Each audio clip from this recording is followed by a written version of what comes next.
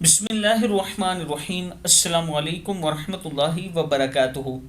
आबिद राजा channel की तरफ से आज मैं अपने दोस्तों को रसूलुल्लाह सल्लल्लाहु अलैहि व आलिहि वसल्लम का एक बहुत ही प्यारा फरमान सुनाऊंगा। आप दोस्तों ने इस पर ज़रूर अमल करना है।